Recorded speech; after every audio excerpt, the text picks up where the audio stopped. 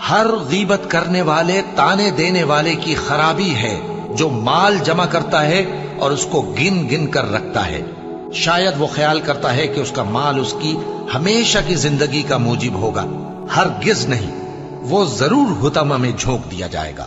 اور تم کیا سمجھے کہ حطمہ کیا ہے؟ وہ اللہ کی بھڑکائی ہوئی آگ ہے جو دلوں تک جا پہنچے گی، بے شک وہ اس میں بند کر دیے جائیں گے، یعنی آگ کے لمبے لمبے ستونوں میں۔ ابو لہب کے ہاتھ ٹوٹ گئے اور وہ خود ہلاک ہو گیا، نہ تو اس کا مال ہی اس کے کچھ کام آیا اور نہ وہ جو اس نے کمایا، کہ انسان اپنے پروردگار کا بڑا ناشکرا ہے اور وہ اس بات سے آگاہ بھی ہے، اور بے شک وہ مال سے بہت محبت کرنے والا ہے۔ کیا وہ اس وقت کو نہیں جانتا کہ جب مردے قبروں میں سے باہر نکال لیے جائیں گے اور جو بھید دلوں میں ہیں وہ ظاہر کر دیے جائیں گے، بے شک ان کا پروردگار اس روز ان سے خوب واقف ہوگا۔ سو جس نے اللہ کے رستے میں مال دیا اور پرہیزگاری کی اور بہترین بات یعنی کلمہ توحید کو سچ جانا، تو اس کو ہم آسان طریقے کی توفیق دیں گے، اور جس نے بخل کیا اور بے پرواہ بنا رہا اور بہترین بات کو جھوٹ سمجھا، تو ہم اسے رفتہ رفتہ سختی میں پہنچا دیں گے، اور جب وہ دوزخ کے گڑھے میں گرے گا تو اس کا مال اس کے کچھ بھی کام نہ آئے گا۔ یقیناً راہ دکھا دینا ہمارا ذمہ ہے، اور بے شک آخرت اور دنیا ہماری ہی ملکیت ہے۔ سو میں نے تم کو بھڑکتی آگ سے خبردار کر دیا ہے، اس میں وہی داخل ہوگا جو بڑا بدبخت ہے، جس نے جھٹلایا اور منہ پھیرا، اور جو بڑا پرہیزگار ہے وہ اس سے بچا لیا جائے گا۔ وہ جو اپنا مال دیتا ہے تاکہ پاک ہو، اور اس لیے نہیں دیتا کہ اس پر کسی کا احسان ہے جس کا بدلہ اتارا جائے، بلکہ اپنے رب اعلیٰ کی رضامندی حاصل کرنے کے لیے دیتا ہے، اور وہ عنقریب خوش ہو جائے گا۔ مگر انسان عجیب مخلوق ہے کہ جب اس کا پروردگار اس کو آزماتا ہے کہ اسے عزت دیتا اور نعمت بخشتا ہے تو کہتا ہے کہ میرے پروردگار نے مجھے عزت بخشی، اور جب دوسری طرح آزماتا ہے کہ اس پر روزی تنگ کر دیتا ہے تو کہتا ہے کہ میرے پروردگار نے مجھے ذلیل کیا۔ یوں نہیں، بلکہ تم لوگ یتیم کی خاطر نہیں کرتے اور نہ مسکین کو کھانا کھلانے کی ترغیب دیتے ہو، اور میراث کے مال کو سمیٹ کر کھا جاتے ہو، اور مال کو بہت ہی عزیز رکھتے ہو۔ مجھے اس شخص سے سمجھ لینے دو جس کو میں نے اکیلا پیدا کیا، اور میں نے اس کو بہت سا مال دیا اور ہر وقت حاضر رہنے والے بیٹے دیے، اور اس کو ہر طرح کے سامان میں وسعت دی، پھر بھی لالچ رکھتا ہے کہ میں اسے اور زیادہ دوں۔ ایسا ہرگز نہیں ہوگا، یہ ہماری آیتوں کا بڑا مخالف رہا ہے۔ میں اسے ایک بڑی چڑھائی چڑھاؤں گا، اس نے غور و فکر کیا اور ایک بات ٹھہرا لی، یہ مارا جائے، اس نے کیسی تجویز کی، پھر یہ مارا جائے، اس نے یہ کیسی تجویز کی، پھر اس نے نگاہ کی، پھر تیوری چڑھائی اور منہ بگاڑا، پھر پیٹ پھیر کر چلا اور تکبر کیا، پھر کہنے لگا یہ تو جادو ہے جو پہلے لوگوں سے برابر ہوتا آیا ہے، پھر بولا یہ اللہ کا کلام نہیں بلکہ بشر کا کلام ہے، میں عنقریب اس کو سقر میں داخل کروں گا۔ اور تم کیا سمجھے کہ سقر کیا ہے؟ وہ ایسی آگ ہے کہ نہ باقی رکھے گی اور نہ چھوڑے گی، اور بدن کو جھلس کر سیاہ کر دے گی، اس پر 19 داروغہ ہیں۔ جب لوگوں نے نہ مانا تو نوح نے اللہ سے عرض کی کہ پروردگار، میں اپنی قوم کو رات دن بلاتا رہا، لیکن میرے بلانے سے وہ اور زیادہ گریز کرتے رہے۔ جب میں نے ان کو بلایا کہ توبہ کریں اور تو ان کو معاف فرمائے تو انہوں نے اپنے کانوں میں انگلیاں دے لی اور اپنے اوپر کپڑے اوڑھ لیے اور اڑ گئے اور خوب تکبر کرنے لگے۔ پھر میں ان کو بلند آواز سے بھی بلاتا رہا، پھر علانیہ بھی اور رازداری سے بھی سمجھاتا رہا۔ پھر میں نے کہا کہ اپنے پروردگار سے معافی مانگو کہ وہ بڑا معاف کرنے والا ہے، وہ تم پر آسمان سے موسلا دھار میں برسائے گا اور تمہارے مال اور بیٹوں میں اضافہ کرے گا اور تمہیں باغ عطا کرے گا اور ان میں تمہارے لیے نہریں بہا دے گا۔ تم کو کیا ہوا ہے کہ تم اللہ کی عظمت کا اعتقاد نہیں رکھتے، حالانکہ اس نے تم کو طرح طرح کی حالتوں میں پیدا کیا ہے؟ کیا تم نے نہیں دیکھا کہ اللہ نے 7 آسمان کیسے اوپر تلے بنائے ہیں، اور چاند کو ان میں روشن بنایا ہے اور سورج کو چراغ بنا دیا ہے؟ اور اللہ ہی نے تم کو زمین سے ایک خاص طرح سے پیدا کیا ہے، پھر اسی میں تمہیں وہ لوٹا دے گا اور اسی سے تم کو نکال کھڑا کرے گا۔ اور اللہ ہی نے زمین کو تمہارے لیے فرش بنایا تاکہ اس کے بڑے بڑے کشادہ رستوں میں چلو پھرو۔ آخر میں نوح نے عرض کی کہ میرے پروردگار، یہ لوگ میرے کہنے پر نہیں چلے اور ایسوں کے تابع ہوئے ہیں جن کو ان کے مال اور اولاد نے نقصان کے سوا کچھ فائدہ نہ دیا، اور وہ بڑی بڑی چالیں چلے اور کہنے لگے کہ اپنے معبودوں کو ہرگز نہ چھوڑنا، اور ود اور سوا اور یغوث اور یعوق اور نصر کو کبھی نہ چھوڑنا۔ اور اے پروردگار، انہوں نے بہت لوگوں کو گمراہ کر دیا ہے، اور تو ان ظالموں کو اور زیادہ گمراہ کر دے۔ آخر وہ اپنے گناہوں کے سبب پہلے غرقاب کر دیے گئے، پھر آگ میں ڈال دیے گئے، تو انہوں نے اللہ کے سوا کسی کو اپنا مددگار نہ پایا۔ اور جس کا نامہ اعمال اس کے بائیں ہاتھ میں دیا جائے گا تو وہ کہے گا، اے کاش مجھ کو میرا اعمال نامہ نہ دیا جاتا اور مجھے معلوم نہ ہوتا کہ میرا حساب کیا ہے۔ اے کاش موت میرا کام تمام کر چکی ہوتی، آج میرا مال میرے کچھ بھی کام نہ آیا، مجھ سے میرا اقتدار جاتا رہا۔ حکم ہوگا کہ اسے پکڑ لو، اب اسے طوق پہنا دو، پھر دوزخ کی آگ میں اسے جھونک دو، پھر زنجیر سے جس کی لمبائی 70 گز ہے جکڑ دو۔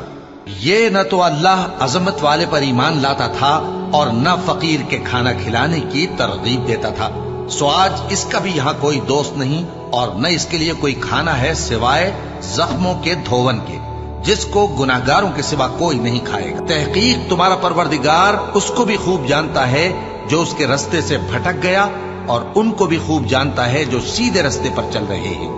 تو تم جھٹلانے والوں کا کہا نہ ماننا۔ یہ لوگ چاہتے ہیں کہ تم نرمی اختیار کرو تو یہ بھی نرم ہو جائیں، اور کسی ایسے شخص کے کہے میں نہ آ جانا جو بہت قسمیں کھانے والا ہے، ذلیل ہے، شرارت سے اشارے کرنے والا، لگائی بجھائی کرنے والا، مال دینے میں بڑا بخیل، حد سے بڑھا ہوا بدکار، سخت خو اور اس کے علاوہ بدذات ہے، اس سبب سے کہ مال اور بیٹے رکھتا ہے۔ جب اس کو ہماری آیتیں پڑھ کر سنائی جاتی ہیں تو کہتا ہے کہ یہ اگلے لوگوں کے افسانے ہیں، ہم عنقریب اس کی اونچی ناک پر داغ لگائیں گے۔ ہم نے ان لوگوں کی اسی طرح آزمائش کی ہے جس طرح باغ والوں کی آزمائش کی تھی، جب انہوں نے قسمیں کھا کھا کر کہا کہ صبح ہوتے ہوتے ہم اس کا میوہ توڑ لیں گے، اور انشاءاللہ نہ کہا، سو وہ ابھی سو ہی رہے تھے کہ تمہارے پروردگار کی طرف سے راتوں رات اس پر ایک آفت پھر گئی، تو وہ ایسا ہو گیا جیسے کٹی ہوئی کھیتی۔ پھر جب صبح ہوئی تو وہ لوگ ایک دوسرے کو پکارنے لگے کہ اگر تم کو کاٹنا ہے تو اپنی کھیتی پر سویرے ہی جا پہنچو، سو وہ چل پڑے اور آپس میں چپکے کہتے جاتے تھے کہ آج وہاں تمہارے پاس کوئی فقیر نہ آنے پائے، اور کوشش کے ساتھ سویرے ہی جا پہنچے، گویا پیداوار پر قادر ہیں۔ پھر جب انہوں نے باغ کو دیکھا تو ویران، کہنے لگے کہ ہم رستہ بھول گئے ہیں، نہیں بلکہ ہم بے نصیب ہو گئے۔ ایک جو ان میں سمجھدار تھا بولا، کیا میں نے تم سے نہیں کہا تھا کہ تم تسبیح کیوں نہیں کرتے؟ دوسرے کہنے لگے کہ ہمارا پروردگار پاک ہے، بے شک ہم ہی قصوروار تھے۔ پھر لگے ایک دوسرے کی طرف رخ کر کے ملامت کرنے، کہنے لگے ہائے شامت، ہم ہی حد سے بڑھ گئے تھے، امید ہے کہ ہمارا پروردگار اس کے بدلے میں ہمیں اس سے بہتر باغ عنایت کرے، ہم اپنے پروردگار کی طرف رجوع کرتے ہیں۔ دیکھو عذاب یوں ہوتا ہے، اور آخرت کا عذاب سب سے بڑھ کر ہوگا، کاش یہ لوگ جانتے ہوتے۔ مومنو، تمہاری بیویوں اور اولاد میں سے بعض تمہارے دشمن بھی ہیں، سو ان سے بچتے رہو، اور اگر معاف کر دو اور درگزر کرو اور بخش دو تو اللہ بھی بخشنے والا ہے، مہربان ہے۔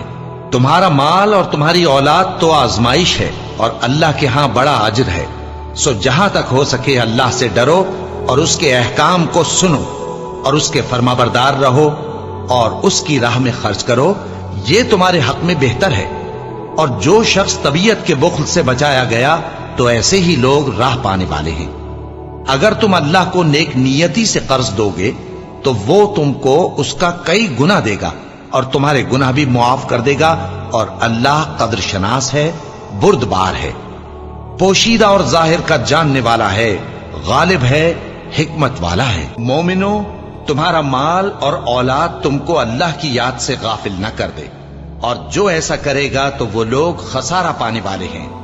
اور جو مال ہم نے تم کو دیا ہے اس میں سے اس وقت سے پیشتر خرچ کر لو کہ تم میں سے کسی کی موت آ جائے تو اس وقت کہنے لگے کہ اے میرے پروردگار، تو نے مجھے تھوڑی سی اور مہلت کیوں نہ دی تاکہ میں خیرات کر لیتا اور نیک لوگوں میں داخل ہو جاتا۔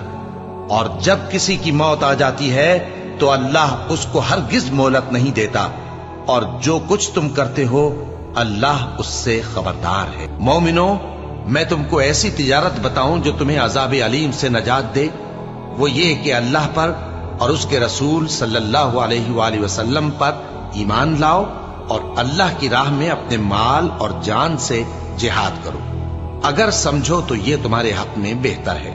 وہ تمہارے گناہ بخش دے گا اور تم کو جنت کے باغوں میں جن کے نیچے نہریں بہ رہی ہیں اور پاکیزہ مکانات میں جو ہمیشہ کی بہشت میں ہیں داخل کرے گا۔ یہی بڑی کامیابی ہے۔ اور ایک اور چیز جس کو تم بہت چاہتے ہو، یعنی تمہیں اللہ کی طرف سے غلبہ نصیب ہوگا اور فتح ان قریب ہوگی، اور مومنوں کو اس کی خوشخبری سنا دو۔ اور اے مسلمانوں، جو مال اللہ نے اپنے پیغمبر کو ان لوگوں سے جنگ کے بغیر دلوایا ہے اس میں تمہارا کچھ حق نہیں، کیونکہ اس کے لیے نہ تم نے گھوڑے دوڑائے نہ اونٹ، لیکن اللہ اپنے پیغمبروں کو جن پر چاہتا ہے غالب کر دیتا ہے، اور اللہ ہر چیز پر قادر ہے۔ جو مال اللہ نے اپنے پیغمبر صلی اللہ علیہ وآلہ وسلم کو بستیوں والوں سے دلوایا ہے وہ اللہ کے اور پیغمبر کے قرابت والوں کے اور یتیموں کے اور حاجت مندوں کے اور مسافروں کے لیے ہے، تاکہ جو لوگ تم میں دولت مند ہیں انہی کے ہاتھوں میں نہ گردش کرتا رہے، اور جو چیز تم کو پیغمبر صلی اللہ علیہ وآلہ وسلم دیں وہ لے لو، اور جس سے منع کریں اس سے باز رہو، اور اللہ سے ڈرتے رہو، بے شک اللہ سخت عذاب دینے والا ہے۔ اور ان ضرورت مند مہاجروں کے لیے بھی جو اپنے گھروں اور مالوں سے خارج اور جدا کر دیے گئے ہیں، جو اللہ کے فضل اور اس کی خوشنودی کے طلبگار اور اللہ اور اس کے پیغمبر کے مددگار ہیں، یہی لوگ سچے ہیں۔ اور ان لوگوں کے لیے بھی جو مہاجرین سے پہلے اس گھر یعنی مدینے میں مقیم ہیں اور ایمان میں مضبوط ہیں، اور جو لوگ ہجرت کر کے ان کے پاس آتے ہیں وہ ان سے محبت کرتے ہیں، اور جو کچھ ان کو ملا اس سے اپنے دل میں کچھ خواہش اور خلش نہیں پاتے، اور ان کو اپنی جانوں پر مقدم رکھتے ہیں خواہ وہ خود بھی فاقے سے ہوں۔ اور جو شخص خود غرضی سے بچا لیا گیا تو ایسے ہی لوگ بامراد ہیں۔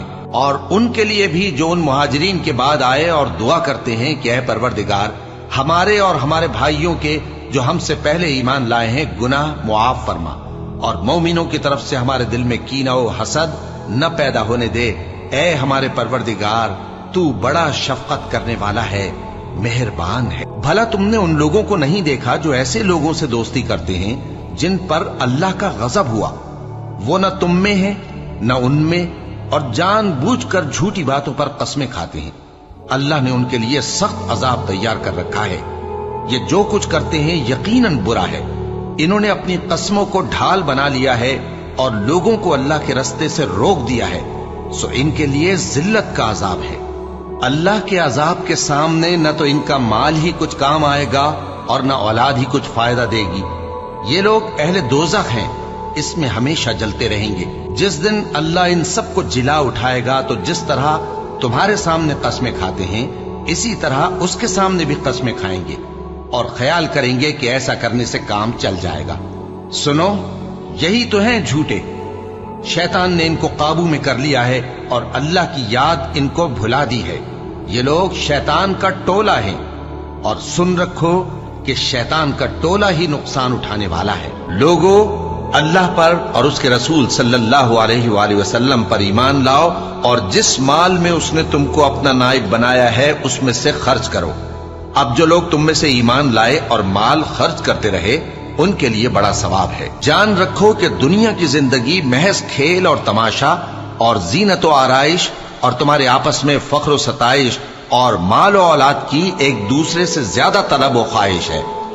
اس کی مثال ایسی ہے جیسے بارش کہ اس سے اگنے والی کھیتی کسانوں کو بھری لگتی ہے، پھر وہ کھیتی خوب زور پر آتی ہے، پھر اے دیکھنے والے تو اس کو دیکھتا ہے کہ پک کر زرد پڑ جاتی ہے، پھر چورا چورا ہو جاتی ہے۔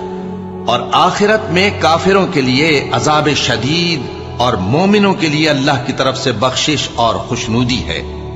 اور دنیا کی زندگی تو دھوکے کا سامان ہے۔